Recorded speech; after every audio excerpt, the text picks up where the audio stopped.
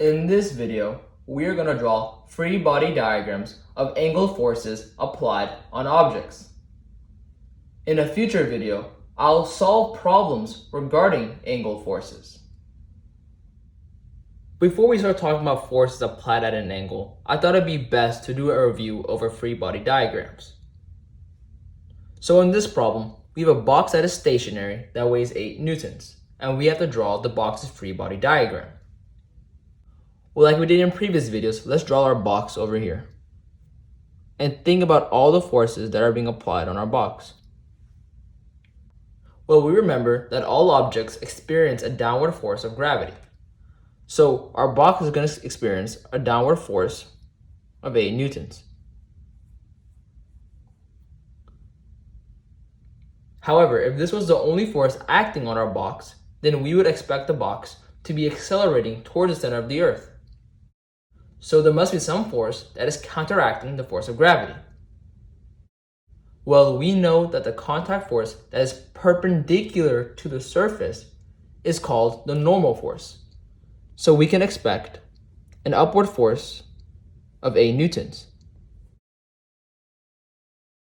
I hope this refreshes your mind about free body diagrams. Now, let's get into the lecture. So once again, we have a box that weighs 8 newtons, but this time we're applying a force of 5 newtons at an angle 30 degrees. And we are trying to draw its free body diagram. Over here, I drew the box's free body diagram. However, we don't know how much of that force is pointing down and how much of that force is going out to the right.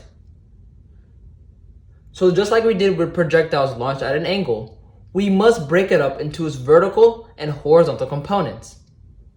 So using some trigonometry, we can break up our force vector into its vertical and horizontal components. And we see that our sine of theta equals our vertical force divided by our original force. And we see that our cosine of theta equals our horizontal force divided by our original force. And we can multiply each side by our original force to get that our vertical force equals our original force times sine of theta, and get that our horizontal force equals our original force times cosine of theta. And just like that, we have two formulas that help us solve problems when the force is at an angle. So let's look back at our problem and use these two formulas to help break up our force vector into its vertical and horizontal components. Let's solve for our vertical component first. So we have that the force in the vertical direction equals our original force, which is 5 newtons, times sine of 30 degrees.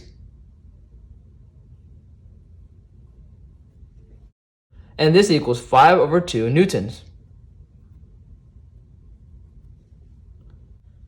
Now let's solve for a horizontal component. So we know that our horizontal component equals our original force, which is 5 newtons, times cosine of 30 degrees. And this equals 5 square root 3 over 2 newtons. Now that we have our vertical and horizontal components, let's redraw our free body diagram. So we have our box,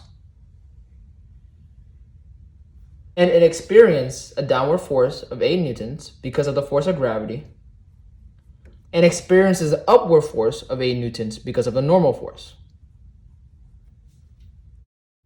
And because of our applied force, our box is going to experience an additional 5 over 2 newtons down and 5 square root 3 over 2 newtons to the right.